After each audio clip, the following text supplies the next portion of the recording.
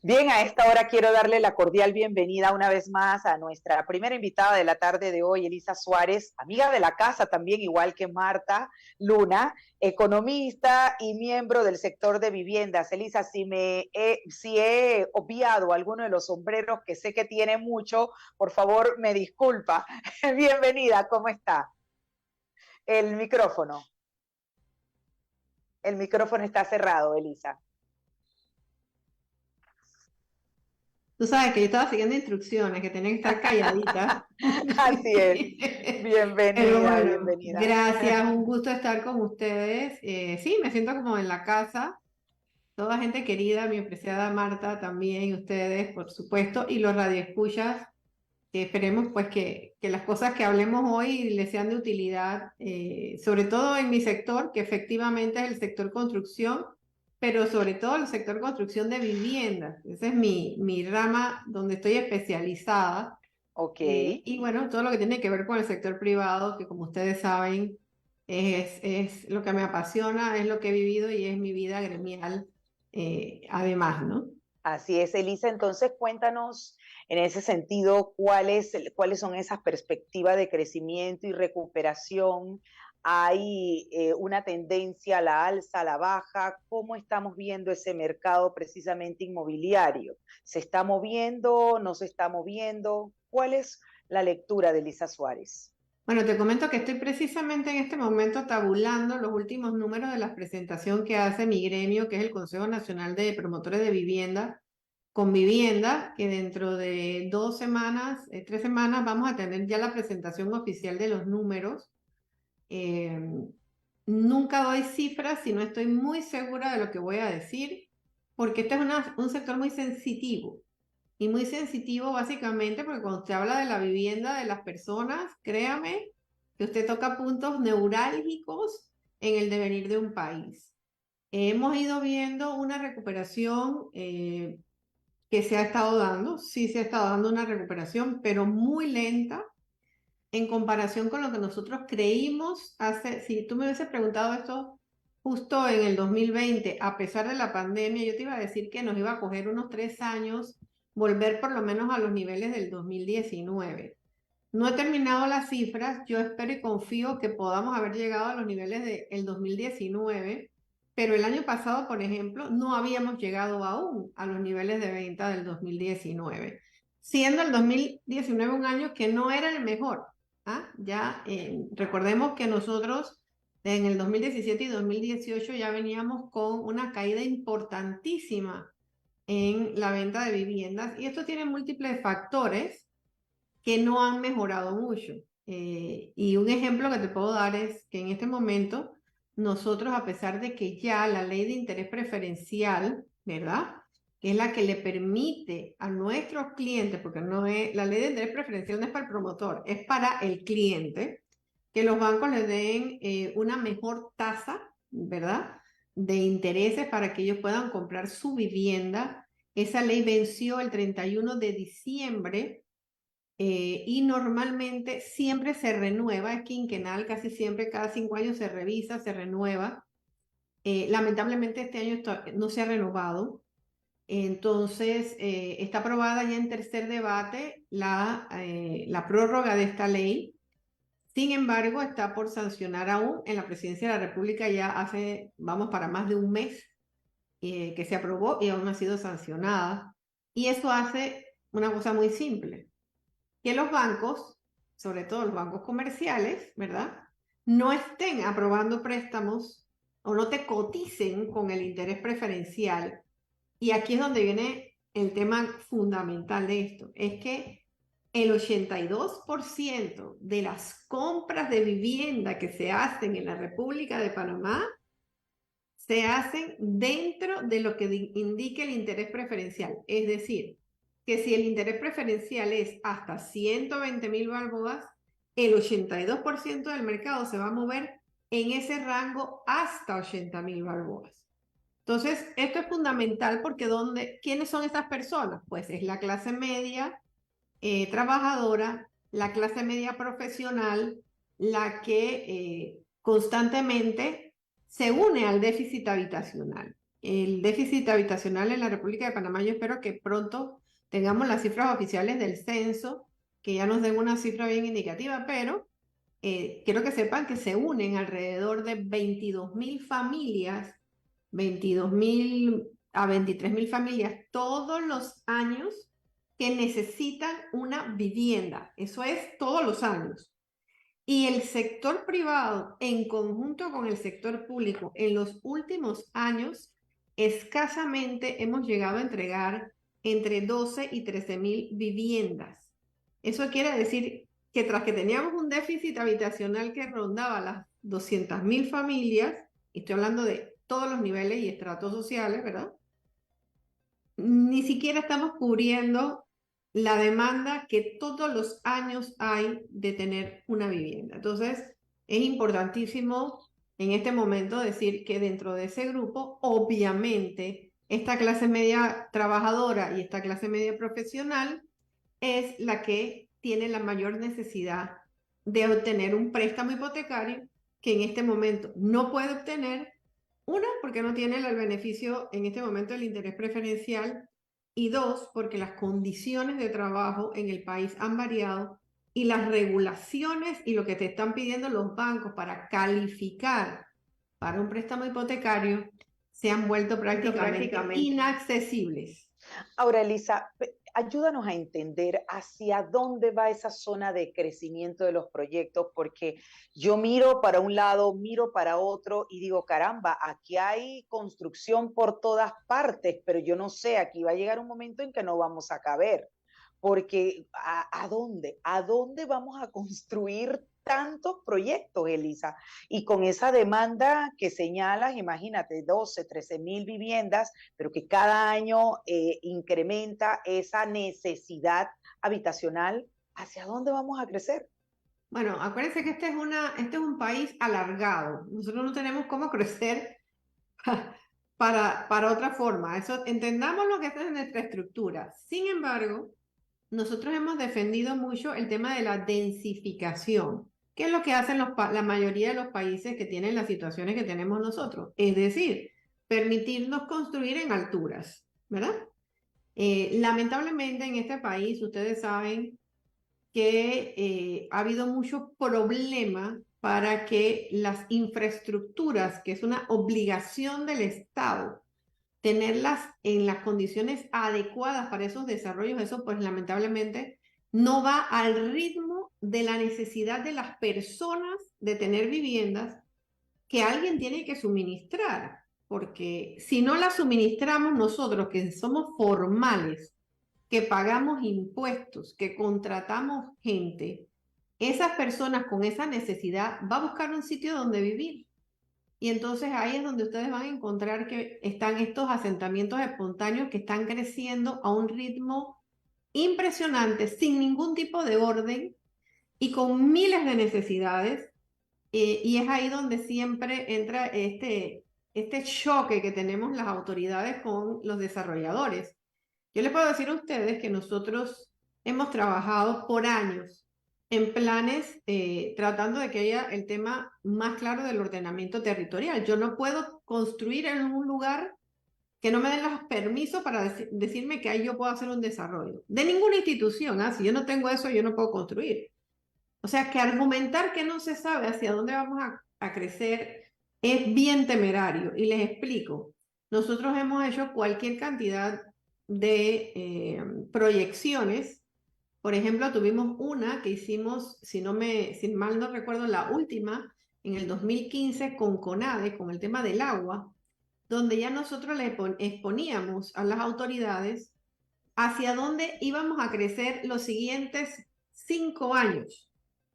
O sea, esto no es nuevo. Nosotros cada cierto tiempo hacemos este tipo de, como yo les diría, censos o lo que sea, porque yo, inversionista, necesito que haya agua en las áreas que se van a desarrollar. Entonces, o haya calles, o haya transporte, en fin. Pero lamentablemente es más fácil decir que nosotros construimos en cualquier lado. Eso nunca ha sido cierto. Y que no se conoce tampoco ha sido cierto. Yo les quiero decir que nosotros entregamos la Comisión Interinstitucional del Agua, intergremial, estábamos todos los gremios, nos reunimos por casi un año y medio, hicimos un plan hacia dónde se iban a necesitar, por ejemplo, en estos temas de crecimiento, el agua potable, ¿verdad? Y de hecho, quiero que sepan que de ese informe que salió hace ya más de 7 u 8 años, de ese informe que se hizo con el sector privado y los gremios del sector privado, se hizo el plan de agua del actual gobierno. O sea, caramba, qué difícil es para el que invierte que nosotros estamos como inversionistas pagando las tuberías de agua, las bombas de agua, las instalaciones de luz, todo lo está poniendo el inversionista. En los estados desarrollados, donde crece más el tema de la construcción de vivienda, son los estados, los gobiernos, los que urbanizan las áreas, o sea, les hacen calles, acceso al agua, acceso a servicios, y los desarrolladores entonces construyen las viviendas que pueden construirse entonces a mucho mejor precio para los clientes, pero mientras esa responsabilidad esté recayendo en los privados, obviamente ustedes comprenderán que también se nos están incrementando los precios.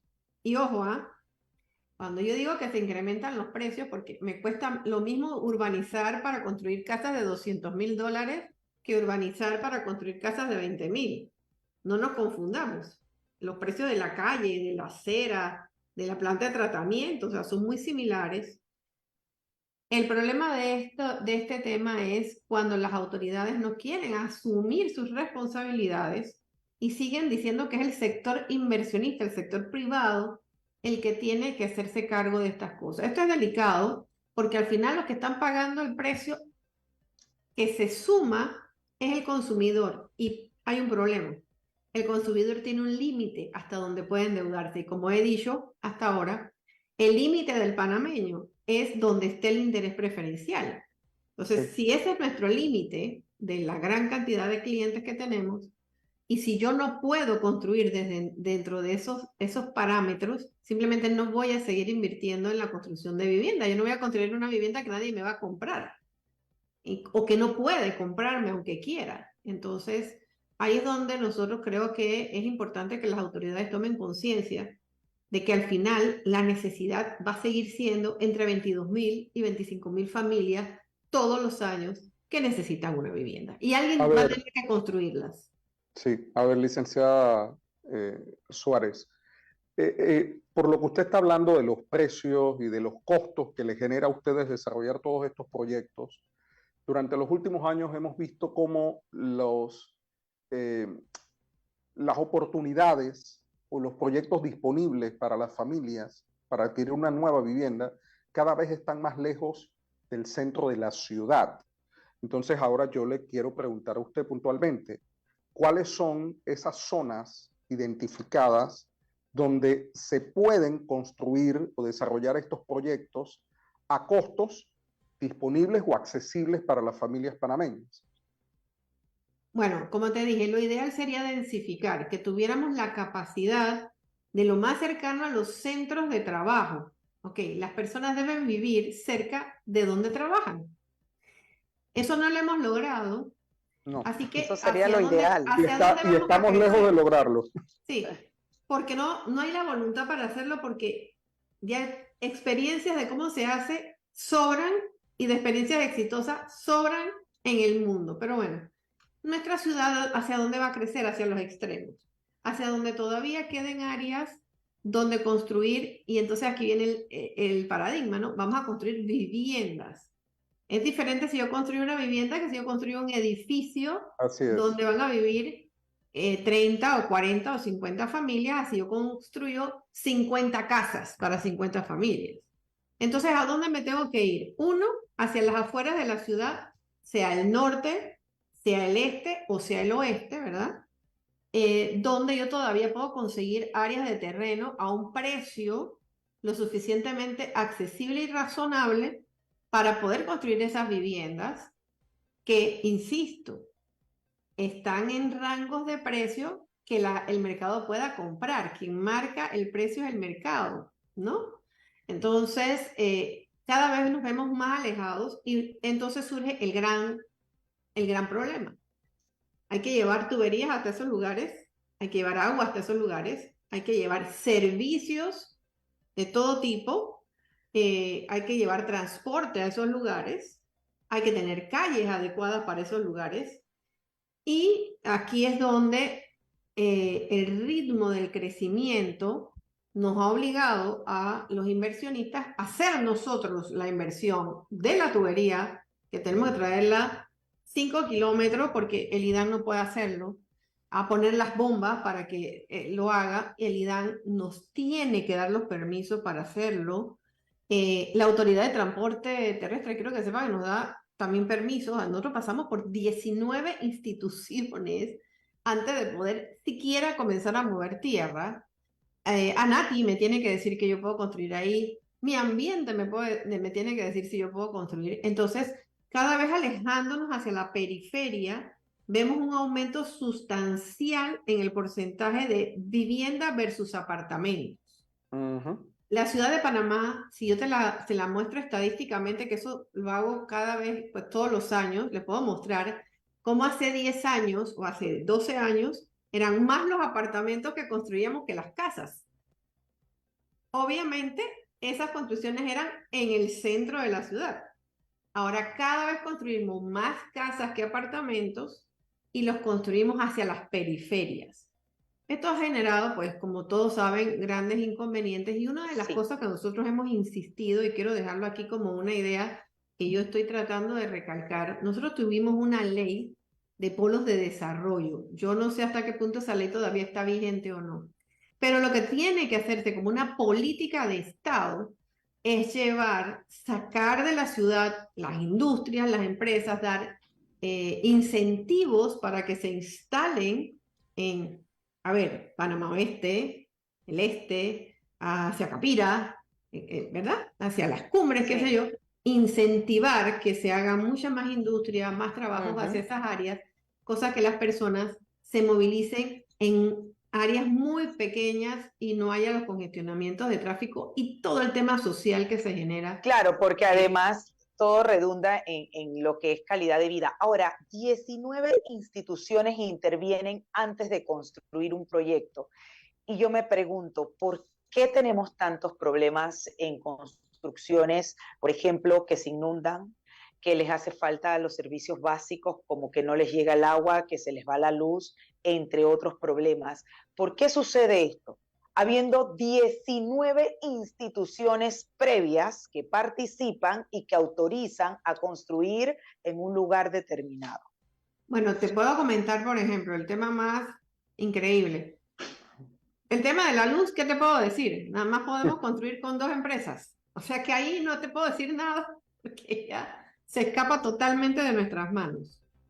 En el tema del agua, que es igual, pues yo requiero del IDAN antes de que yo pueda siquiera mover un poquito de tierra. Yo tengo que tener la autorización y he pasado 8 veces por el IDAN.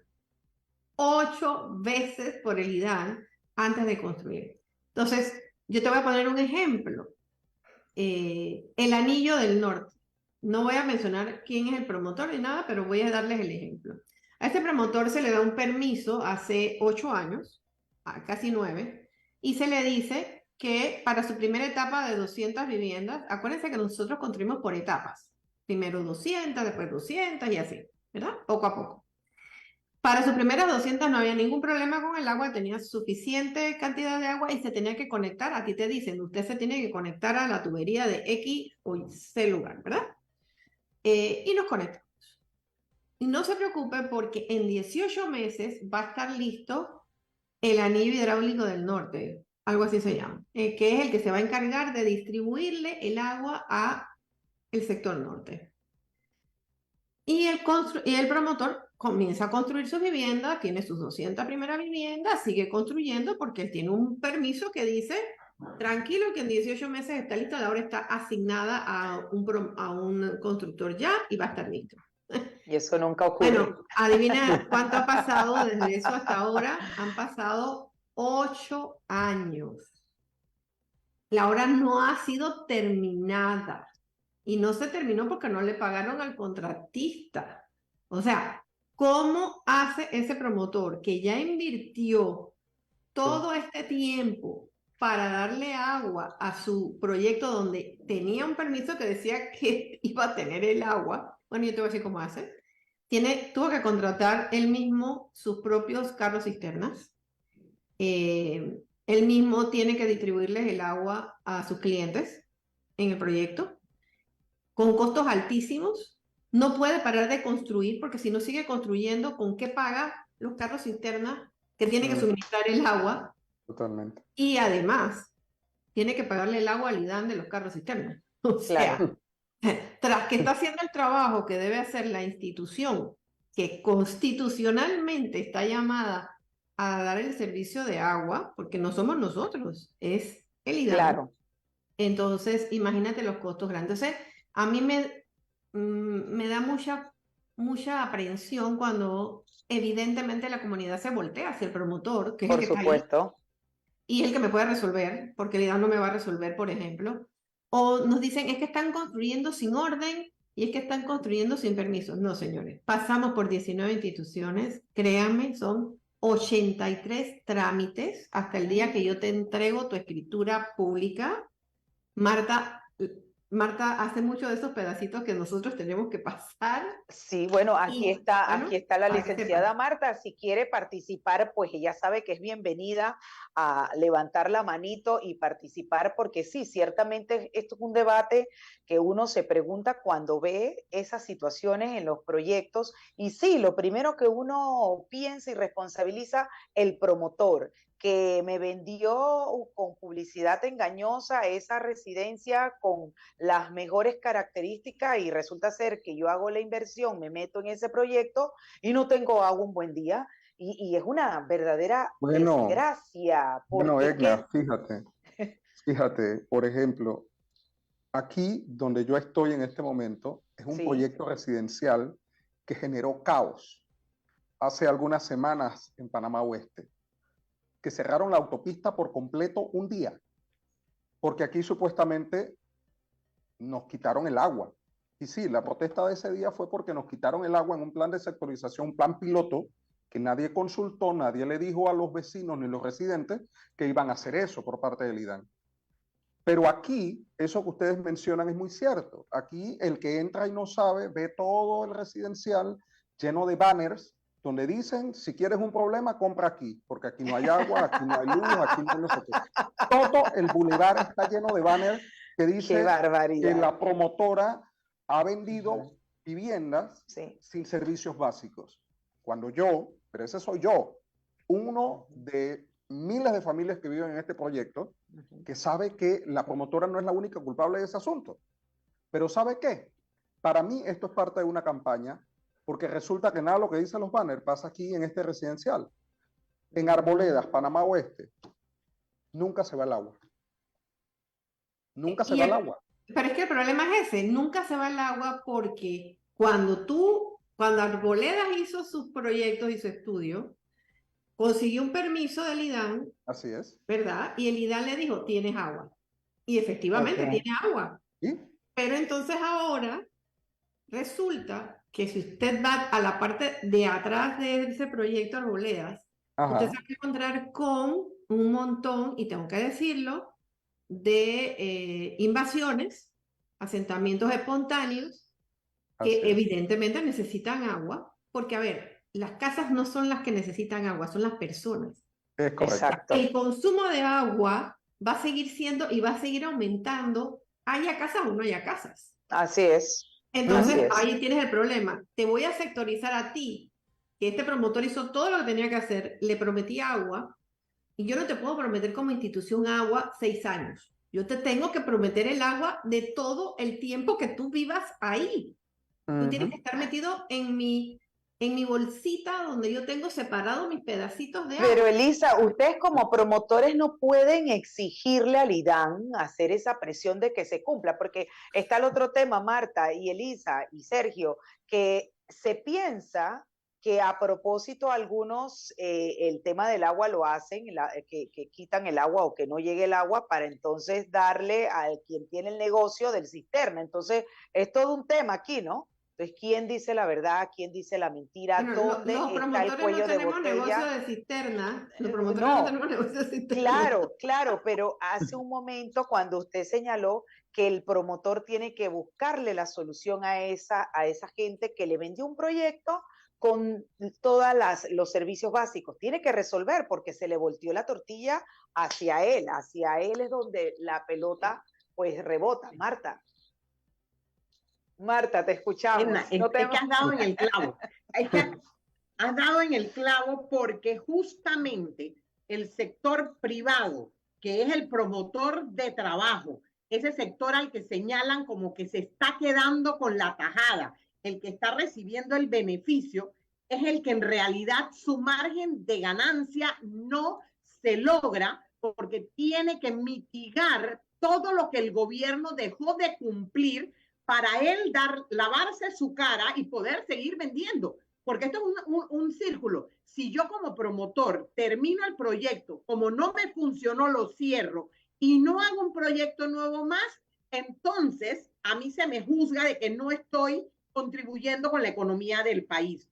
Pero si yo como promotor comienzo a gestionar el nuevo proyecto, para poder vender ese nuevo proyecto, lo que Sergio mencionó, y pasa en muchos edificios, la carita de que aquí no compre. Entonces, en ese paliativo que tengo que tener para poder seguir produciendo trabajo y vivienda, porque son dos cosas, ojo, no veas la vivienda se construye con una mano de obra que gracias al trabajo lleva alimento a sus hogares. Entonces, para poder seguir ese ciclo, el promotor tiene que sacrificar, y esa palabra no le gusta a algunos, pero es la realidad, parte de su utilidad para seguir dando ese servicio básico llamado agua que debió haberlo dado el Estado. Mientras el Estado no está cumpliendo su rol, y no quiero hablar específicamente del trabajo del IDAN, porque el director actual tiene nada más 3 años y está tratando de solucionar un problema, pero es que es un problema de vieja data, no es un problema total. es un problema que se viene denunciando a través de los foros del CONEP, de APEDE, de la Cámara de Comercio, hace más de 3 gobiernos y no se llega a la solución porque desgraciadamente los dineros del Estado se canalizan inapropiadamente, no se canalizan enfocado en las necesidades del pueblo, sino en clientelismo, nombramiento y muchas otras cosas que nos van a llevar a que luego sea el ciudadano común el que reciba la presión de la falta de agua, del cobro de los impuestos, de toda una presión que te hace el engranaje gubernamental para que tú cumplas lo que no cumple el Estado. Así que realmente lo que Lisa está presentando es nuestra realidad, como bien lo dice Lisa. Ella desarrolla, nosotros somos abogados ejecutantes en la segregación, que tenemos que pasar por todo el problema de segregación, que tenemos que pasar por todo el problema de aprobaciones de plano, que tenemos que pasar por todo el problema de arrancar un proceso de construcción, rogando que antes de que termine ya el problema estatal se haya solucionado. Con mucha tristeza llegamos al final y estamos en la misma condición. Ok, en conclusión, yo le pediría a Elisa que nos dijera si puede en 1, 2, 3 o 4 o 5 pautas que considera tenemos que hacer para mejorar esta realidad y sobre todo esa situación que han dibujado de la mano también con Marta Luna, que está ocurriendo históricamente en el sector inmobiliario y de la construcción.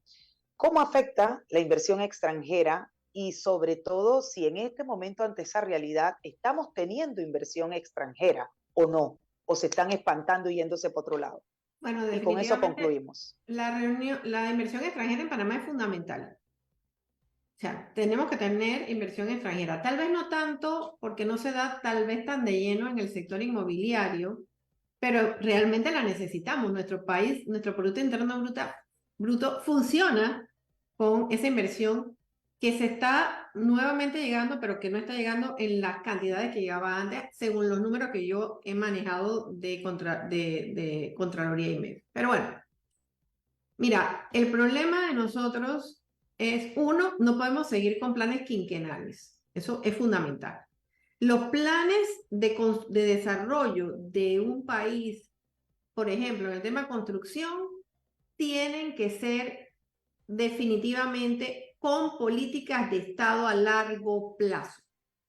Si nosotros seguimos simplemente que viene un gobierno y quiere meterse más de lleno en el tema de logística o más de lleno en el tema de industria o más en lo que sea, estamos mal. Tenemos que entender que nuestro Producto Interno Bruto es diversificado y tenemos que darle a todos los sectores la misma atención. Construcción es uno muy importante, que no se le está dando la importancia que tiene y precisamente porque, a ver, redujimos de 120 a 83 trámites.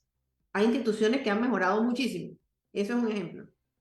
Pero resulta que en el tiempo, las que no han empeorado sustancialmente. Y entonces, lo que hacíamos antes, que eran 122 trámites exactamente hasta entregar la vivienda, eso te estoy hablando de 5, 6 años, 7 años atrás, que ahora son 83, demoran lo mismo o más que esos 122 trámites.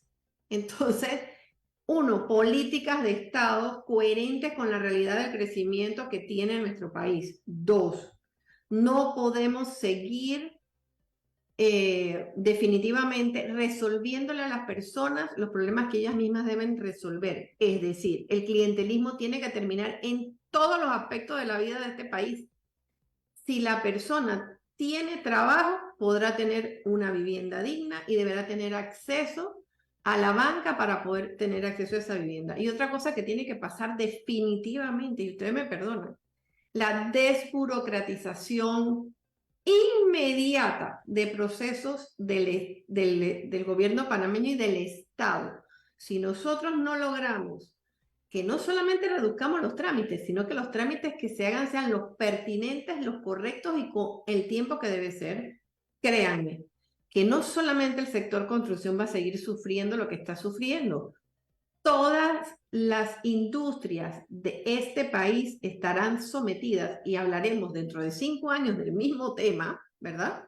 Si es que resistimos los inversionistas que en este momento estamos dispuestos a poner la milla extra. Y yo les comento esto porque mi gremio es un gremio donde el promotor con menos experiencia, podemos decirlo, tiene más de 10 años de estar en este mercado. Es decir, el inversionista panameño, ni siquiera pienses en el inversionista de afuera, el que está aquí, el que vive aquí, el que tiene su familia aquí, en el sector construcción, está dispuesto a seguir invirtiendo, pero no puedes pedirme que yo, promotor, que como en toda la vida, hay quienes son buenos y hay quienes son malos y habrá que cada vez depurar más también el sector. Eso nadie va a defender aquí lo indefendible. El que no cumple con la ley debe caerle todo el peso de la ley. Pero los que sí están dispuestos a seguir adelante, preguntémonos, ¿hasta cuándo estamos dispuestos a asumir las responsabilidades de agua, de luz, de calles, de toda la parte de infraestructura que está asumiendo el inversionista nacional, ¿verdad? Y que lamentablemente encarece los precios de la vivienda, que ya no podemos encarecer más, porque no habrá quien pueda comprar entonces una vivienda. Así es. Nos quedamos con eso. Elisa Suárez, muchísimas gracias por acompañarnos y darnos esa visión clara en el 2023 de la recuperación y la realidad de la industria inmobiliaria y de construcción. Ojalá que podamos, como bien dijo el Banco Mundial hace como un par de meses, que señaló que Panamá se vislumbra como o encabeza el crecimiento centroamericano en un avance del 5%. Esperemos que eso realmente sea tal cual como lo señala. Pero hablaremos más adelante, por supuesto. Esta es su casa. Bienvenida siempre. Buena tarde. Gracias, y solamente decirles que apenas tengamos los números de Convivienda, quiero que me invites y ya les puedo hablar con más formalidad de cifras más específicas. Y con el dato del Banco Mundial nada más te digo, por el tema de la diversificación del PIB de Panamá, del Producto Interno Bruto, para que nuestro país realmente la gente sienta que está funcionando bien, necesitamos un PIB por arriba del 7% del crecimiento. Parece muchísimo, ¿ah? Porque nadie crece eso, ¿ah? Nadie crece 5, pero por la característica de nosotros, si me dicen 5, mira, estoy súper feliz y voy a aplaudir. Pero Claro. para que la gente lo sienta, necesito que sea más de 7. Así que bueno, Ah, sí. hasta Cerramos pronto y con muchas gracias eso. por invitarme. Gracias, Elisa. Un abrazo a la distancia. Nos Chao. vamos a una pausa brevemente, pero al volver, hoy es martes con Marta Luna. Usted no se mueva porque vamos a conversar en esta misma línea de la entrevista que antecede, pues de las modificaciones precisamente del impuesto de inmueble en Panamá, que es cómo se paga y el alcance de la exoneración. No se mueva, ya volvemos. Los temas que se necesitan profundizar continuarán en breve en Es Cuestión de Ley.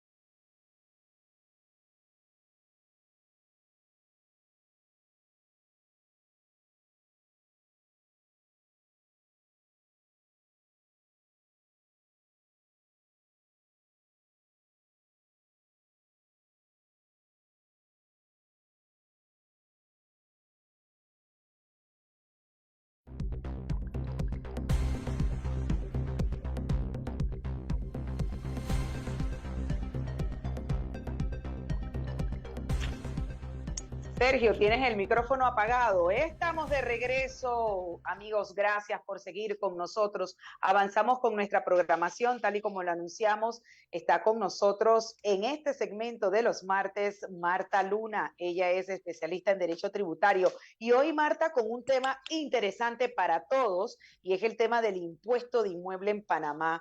Muchos todavía no saben de qué se trata, cómo se paga, el alcance de la exoneración. Y nosotros aquí, como siempre, de la mano de la especialista como Marta, vamos a hacer esa docencia de cómo funciona precisamente el tema de la exoneración, cómo se calcula el impuesto sobre bienes inmuebles, sobre todo porque hubo modificaciones. Bienvenida, Marta.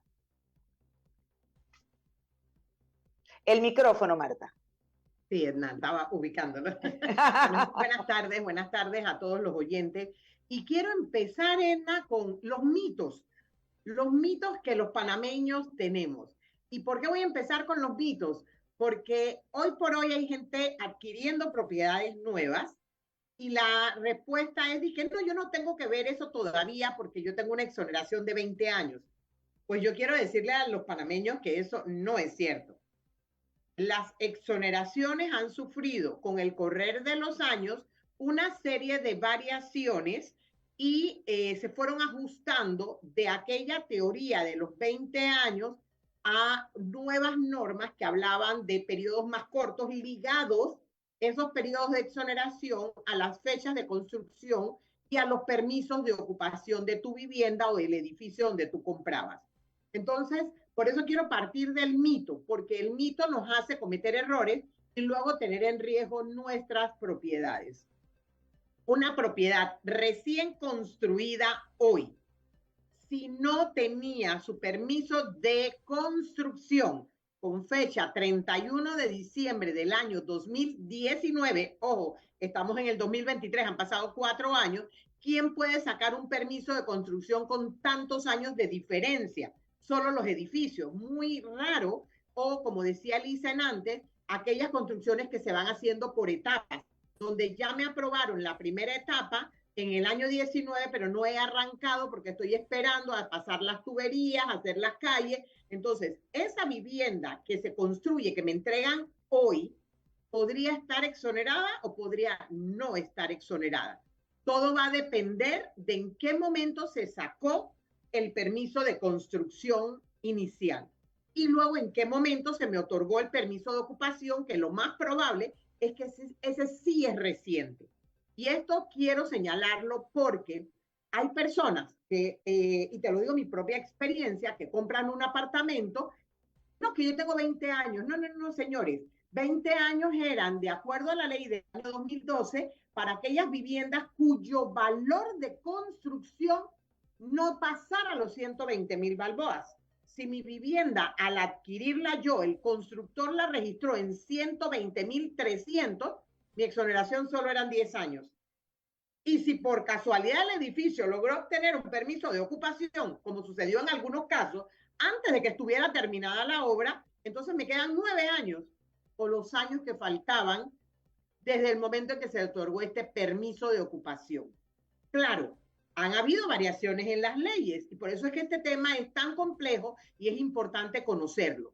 Por ejemplo, si yo nunca en mi vida he tenido una vivienda y compro por primera vez mi vivienda nueva, ahí hay una ley que dice que si mi vivienda no alcanza los 300,000 balboas, yo puedo solicitar una exoneración de 3 años mientras me adapto a lo que es saber pagar, además de la cuota de mantenimiento, mi impuesto de inmueble. Se me concede una ley especial, me concede una exoneración especial de 3 años. Si yo ya tuve una vivienda y la vendí para comprarme otra, no me aplica ese beneficio. Entonces hay que tener claro que las leyes, como insisto, han ido variando con el tiempo. Entonces, señores, olviden el mito de que mi vivienda, por ser yo el primer dueño, ya está exonerada. Tenemos que entrar, Edna, a conocer, una vez registramos esa compra en ANATI, una vez el registro público me entregó mi copia de escritura, tengo que acudir a ANATI para que ANATI registre que Marta Luna acaba de comprarse un apartamento o una casa en tal lugar y que entonces, una vez ANATI me ha registrado, yo pueda acercarme a la Dirección General de Ingresos a sacar un NIT. Un NIT es un número de identificación tributaria para esa finca que es diferente al número de identificación tributario para mi declaración o para la de mi negocio. Son números diferentes. Una vez yo registro mi correo electrónico y acceso a mi página de la finca, entonces, señores, a partir de allí voy a saber si tengo derecho a exoneración, si compré una casa de segunda, nueva para mí, pero de segunda, cuánto tiempo le quedaba a esa casa de exoneración para saber cuándo empiezo a pagar impuestos, porque, ojo, no me gusta hablar de término confiscatorio, porque creo que no es el apropiado, pero sí sé que si no pago mi impuesto de inmueble, el Estado puede secuestrar o embargar mi propiedad para hacerme pagar el impuesto que me corresponde. Antes de avanzar a esa figura, Marta, ya que estamos hablando de exoneraciones, para explicar también el tema de las exoneraciones de las mejoras, entiendo que hubo una modificación con la ley reciente, porque antes se hacían exoneraciones cuando uno hacía mejoras en casa. ¿Qué pasa actualmente con la modificación? ¿Se exoneran o no? No se exoneran las nuevas posteriores a la ley del 2019, a la ley del 2017 que entró a regir en el 19, ya tengo la obligación de reportarlas porque, señores, si no las reporto, estoy entrando en una evasión fiscal y es una de las normas tipificadas en el Código Fiscal.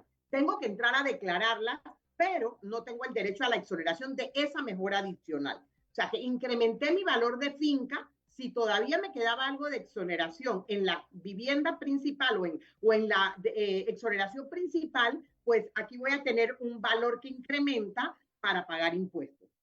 Importante, Edna, que a veces nos confundimos. ¿Cuáles son las mejoras que estoy obligado a Eso es declarar? importantísimo, exacto. No son todas, son las mejoras estructurales Por que ejemplo, Marta, cambian la por esencia ejemplo. de mi vivienda. Por ejemplo, tenía una terraza techada, una pilastra y mi techito, pero yo ahora la cerré, le incluí un baño y la convertí ya sea en un DEM o en una recámara adicional. Yo hice una modificación en mi estructura y cuidado sobre esa extensión que hice, tiré una losa arriba y amplié mi habitación a un espacio más grande para meter un walk-in closet. Esa mejora es estructuralmente algo que varió la esencia de mi vivienda. Ya yo no tengo una casa de tres recámaras, ahora tengo una casa con 4 recámaras o con un den adicional. Si yo solamente hice un barbecue y una piscina, eso no es una mejora sustancial, esa es una mejora que uno pone y quita en el momento en que quiera, ¿ok? Entonces, estructural es la que le dan el valor más firme a tu propiedad porque incrementa su funcionalidad. Si cambié la pared de una sala de 40 metros a una sala de 50 metros, hay que ver si esa pared que corrí me mueve de alguna manera la estructura y amerita entonces ser llevada a cabo. A veces son cosas que tú haces, pero las anexas sin tanto afectar la estructura original. Entonces, esas las puedes manejar de otra manera. Si cambié las ventanas, si cambié el techo, esas no son mejoras estructurales, son mejoras que se consideran mejoras, la cocina, mejoras que le dan valor a tu vivienda para efectos del comprador, pero no son estructurales con la obligación de ser declaradas. Entonces, eso es importante que la gente lo sepa. En efecto, sí hubo una modificación a la ley en cuanto al derecho que tenía de extender esa exoneración sobre esa mejora nueva, pero estoy obligado a declararla. Tengo que saber también que esa mejora que hice sí es parte de la estructura de mi casa para que en el momento en que yo cambie de la figura de la exoneración a la llamada beneficio de patrimonio familiar o vivienda principal, ella esté en regla con toda la información que requiere, que tanto registro público como ANATI como la DGI, para poderme conceder ese beneficio a la vivienda. A ver, si yo tengo una vivienda que ya está exonerada, una vivienda con un permiso de construcción, permiso de ocupación antes de 2019, y yo hago nuevas mejoras a esa vivienda ya exonerada, sobre las mejoras sí tengo que pagar un impuesto. ¿Es así? Correcto. A Correcto, ver, Sergio. Y te comento, hasta el permiso para la construcción esa lo lograste sacar antes del 19, pero no lo ejecutaste sino ahora, ahí sí gozarías de una extensión de la exoneración. Porque okay. lo que es mandatorio es la fecha de emisión del permiso, ¿ok? Entonces, si tú hubieras sacado el permiso, pero te quedaste corto en el desarrollo y no arrancaste el proyecto o comenzaste el proyecto y no lo terminaste, allí sí tendrías el beneficio de la extensión de la exoneración, pero por el tiempo que le quedaba a la exoneración principal. A ver, en estos casos que son muy habituales en nuestra sociedad, hacer mejoras, poner una cerca, hacer un cuarto nuevo, arreglar el garaje, hacer un depósito, etcétera. Habitualmente la gente no suele pedir permiso de construcción para hacer esas cosas. ¿Cómo se procede en estos casos? Esa pregunta nos la responde al volver de la pausa, Marta. Son las 4 de la tarde, vámonos con el minuto 60 y al volver seguimos con Marta Luna conversando del sector del impuesto inmueble en Panamá, cómo se paga y qué tiene usted que tener en cuenta para lo mismo. Ya volvemos. Los temas que se necesitan profundizar continuarán en breve en Es Cuestión de Ley.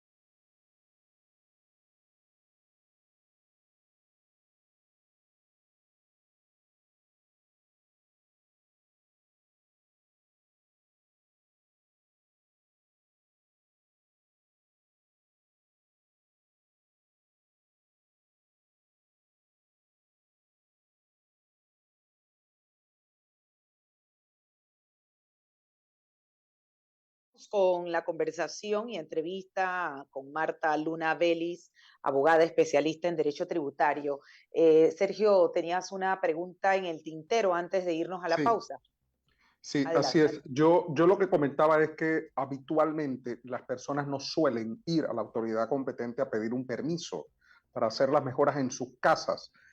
¿Qué procede en casos como estos? Porque la licenciada Marta Luna nos ha dicho que sin importar si mi casa estaba o no exonerada del impuesto de inmuebles, si yo hago mejoras, yo tengo que pagar el impuesto sobre esas mejoras.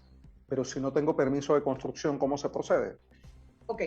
Se aprobó en el periodo 2017, al modificar la ley de impuesto de inmuebles, la oportunidad de que tú hagas una declaración jurada declarando las mejoras que tú has construido. De esa manera, tú estás asumiendo el rol de declarante, asumiendo el rol de certificar el monto pagado por esas mejoras. No vas a citar un permiso de construcción ni un permiso de ocupación porque no lo hubo, pero estás cumpliendo con la ley. ¿Por qué? Porque, como te dije, el no declarar las mejoras es un delito tipificado en el código y en la propia ley del impuesto de inmuebles. Entonces, estás cumpliendo con la ley, estás haciendo la declaración, le estás determinando un valor. Cuando sale esa declaración de mejoras del registro público, se llevan a ti, a Nati ajusta los valores en mejoras, no alterando el terreno y quedas en regla. ¿Qué pasa si no lo haces? Se te puede abrir una causa, el municipio desbaratar la obra, porque encima ni siquiera es que estás pagando los impuestos correspondientes. Exacto. El municipio tiene las facultades de desbaratarla, de tumbarla, ¿no? Entonces, acá por lo menos no es que no estás cumpliendo todo, estás cumpliendo la parte de declararla, que tu finca sea lo que existe, pero me queda el municipio. Bueno, sé que si el municipio se da cuenta, porque hace una revisión de plano, lo que es un poquito más improbable, le va a poner una multa. Y por lo menos cumplir con la declaración de las mejoras construidas. Y ahí ya el municipio, como estoy legal ante el registro, ante la DGI, lo que va a hacer es que me va a multar, ¿no? Lo ideal sería que pudieras acercarte al municipio y decir, señores, yo hice esta mejora, no sabía que la tenía que hacer, pero aquí les traigo el planito de lo que yo hice. Eso sería lo ideal. Pero Elisa comentaba hace un rato que tenemos organizaciones que no son muy proactivas y que son más sancionatorias y que no nos facilitan el cumplimiento de nuestras obligaciones. Entiendo que en hacer mejoras hay unos planos que pueden afectar la electricidad, lo que puede provocar un cortocircuito. Ahí la importancia de entregar un plano eléctrico y un plano que está relacionado al tema de agua. Un plano de lo que sostiene la mejora que hiciste, porque también estructuralmente puede haber un percance el día de mañana, una tragedia. Lo ideal sería cumplir, pero sabemos que ante el incumplimiento no puedo decir, bueno, es que como no lo hice la primera vez, ahora no hago nada. No, porque en algún momento te puede caer el hecho de que yo estoy haciendo un inventario de lo que está declarado versus lo que hay, y de hecho ha pasado cuando la gente está cambiando la actividad de una residencia para convertirla en hospedaje, por ejemplo, y llega el municipio a hacer la inspección y se encuentra con que es que la casa construida hace 15, 20, 30 años tiene en el registro público 4 habitaciones, pero cuando llegaron hay 12 habitaciones. Entonces vas a calificar para el permiso de hospedaje y vas a calificar para el Instituto de Turismo, el Ministerio de Turismo, pero resulta que no estás calificando para el municipio y te viene la sanción municipal. Entonces yo le hago una invitación a que la gente regularice su estatus para que estén las cosas en regla. Ahora, licenciada, el procedimiento para solicitar ese beneficio de residencia principal, probablemente algunas personas no sepan cuál es el 123 para solicitarlo y además desconozcan cada qué tiempo y cómo debe cumplirse con el pago del impuesto inmueble en Panamá. Gracias, Edna, por tocar ese tema, porque como te digo, esto da pie a muchos programas porque hay mucho que explicar. Pero aterrizando en tu pregunta específica, la gente asumió que, bueno, lo que pasa es que como mi casa no vale $120,000, ya es vivienda principal. No, señores.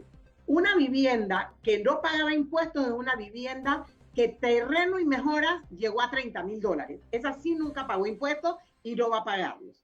Pero si mi vivienda costó 40 y ya se me venció la exoneración, hay 10,000 que están pagando impuestos y que puedo acogerme al beneficio de vivienda principal, pero es a partir de mi solicitud, no es retroactivo.